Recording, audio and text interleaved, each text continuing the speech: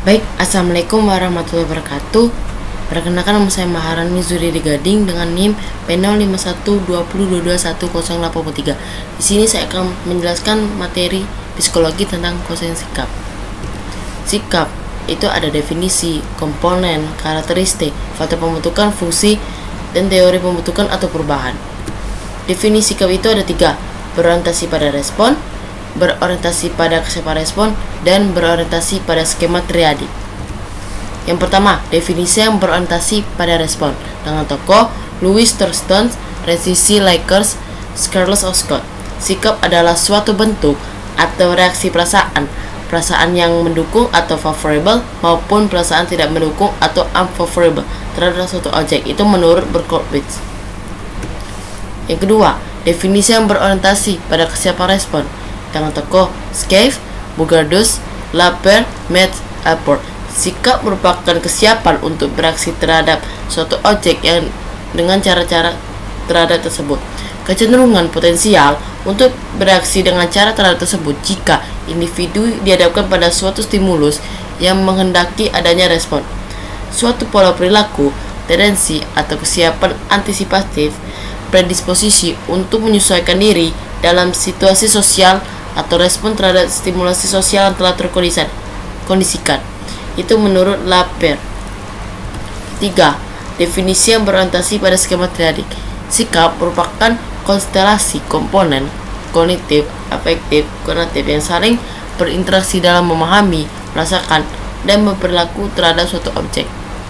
Keteraturan terhadap tersebut dalam hal pemikiran, perasaan, dan predisposisi tindakan seseorang terhadap suatu aspek di lingkungan sekitarnya, itu menurut Secord dan Batman. Komponen atau struktur sikap. Komponen itu ada memiliki 3: kognisi, afektif, konasi. Kognisi merupakan kepercayaan, keyakinan, ide, konsep, persepsi, stereotipe, pandangan, opini, pengetahuan atau informasi tentang suatu objek.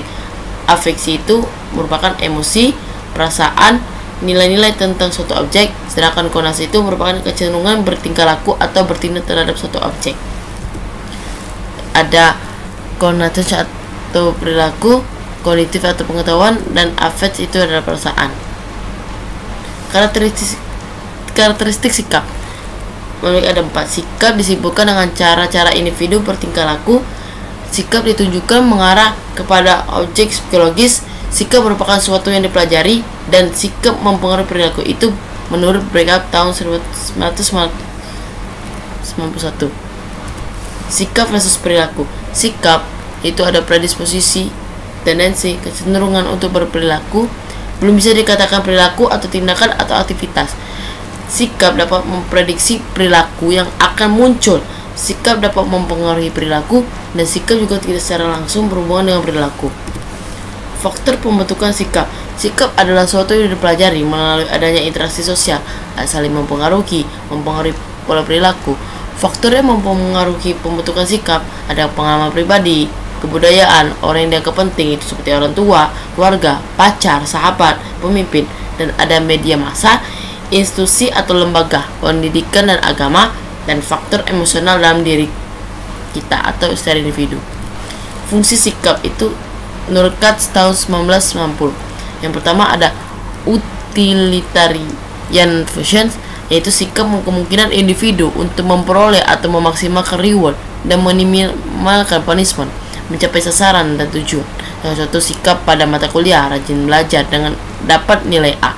2. Knowledge function, sikap membantu memahami lingkungan, dorongan untuk ingin mengerti, untuk memperoleh pengetahuan. Dengan satu, sikap pada lingkungan tersebut, bisa tahu atau kenal lingkungan dengan baik. Ada juga dengan value express function, sikap akan mengkomunikasikan atau mengekspresikan nilai atau identitas yang dimiliki seseorang. Sikap, contoh anti narkoba, identitas mahasiswa yang baik. Yang keempat ada ego defense functions, sikap melindungi diri, menutupi kesalahan, agresif, disebut dalam rangka mempertahankan diri atau ego. Contoh, suka tapi gengsi atau suka tapi ditolak. Sikap yang negatif pada gebetan, sikap atau malu karena ditolak. Teori-teori pembentukan dan perubahan sikap. Ada teori keseimbangan, teori konsistensi kognitif afektif, teori ketidaksesuaian dan teori atribusi. Pertama, teori keseimbangan. Froedshart tahun 1958, bagaimana sikap kita berkenan dengan orang lain atau objek yang berkonsisten. Model teori melibatkan atau perceiver atau P orang lain atau O orang lain atau seseorang atau X. Ketiga elemen tersebut membentuk satu kesatuan di mana elemen tersebut dapat menghasilkan keseimbangan atau ketidakseimbangan. Keseimbangan P sedapat dengan O yang disukainya atau P tidak sedapat dengan O yang tidak disukainya. Ketidakseimbangan P tidak sedapat dengan O yang tidak disukainya atau P sependapat dengan O yang tidak disukainya.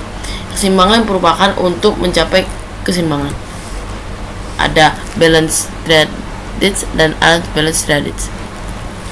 Teori konsistensi kognitif afektif. Bagaimana seseorang membuat kognitifnya sesuai dengan afektifnya atau sebaliknya. Kognitif disesuaikan dengan afektif, afektif disesuaikan dengan kognitif. Jika terjadi ketidaksesuaian, berusaha mengubah kognitif agar sesuai afektif dan berusaha mengubah afektif agar sesuai kognitif.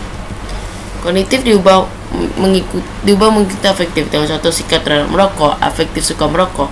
Kognitif itu tahu bagaimana merokok itu berbahaya, menyebabkan kematian. Merokok berguna untuk bersosialisasi dengan lingkungan. Mati itu rahasia ilahi atau takdir. Afektif diubah mengikuti kognitif. Contoh sikap terhadap bakso langganan.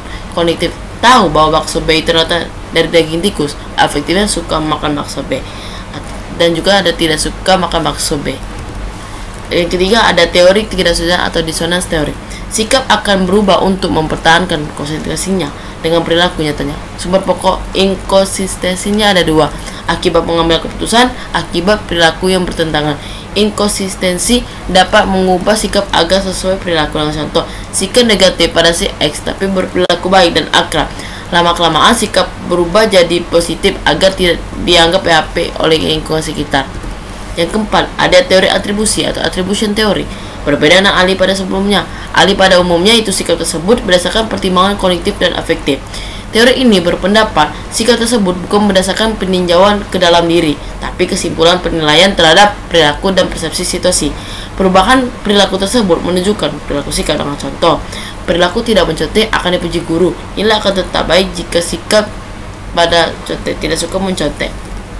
Baiklah, itu saja apabila saya kesalahan saya mohon maaf. Terima kasih. Wassalamualaikum warahmatullahi wabarakatuh.